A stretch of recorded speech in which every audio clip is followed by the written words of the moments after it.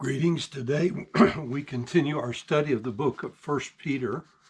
We're in chapter 3. We'll be considering verses 5 through 7.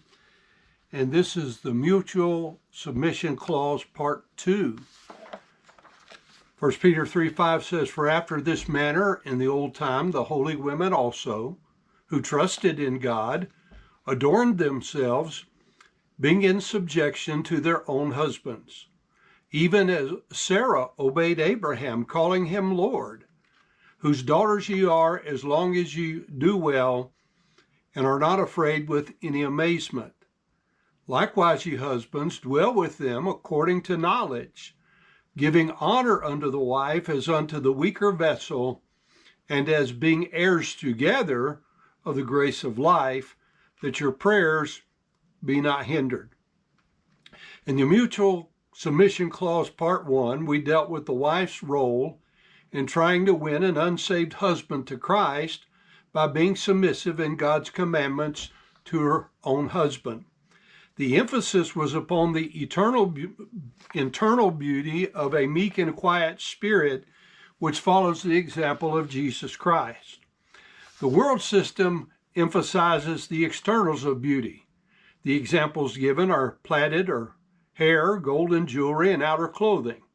I believe you understand fashion is involved in all three. Much of the realm of professing Christendom is more involved in imitating the world's fashion instead of imitating the eternals of the meek and quiet spirit of Jesus Christ.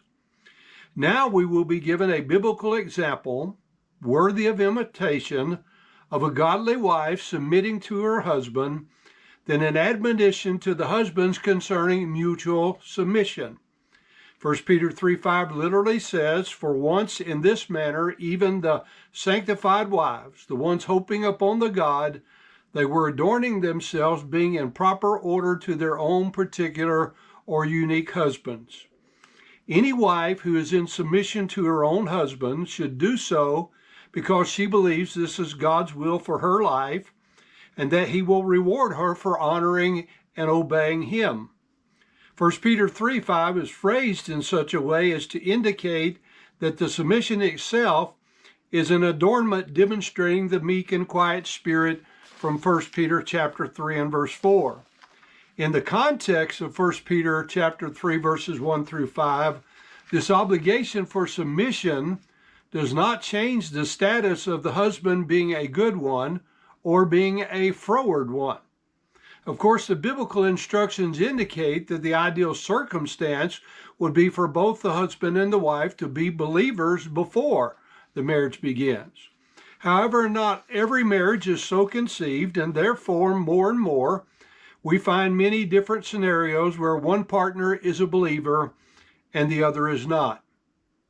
For instance, two unbelievers may marry, and then one becomes saved by trusting Christ as Savior, and the other has not yet decided to do so.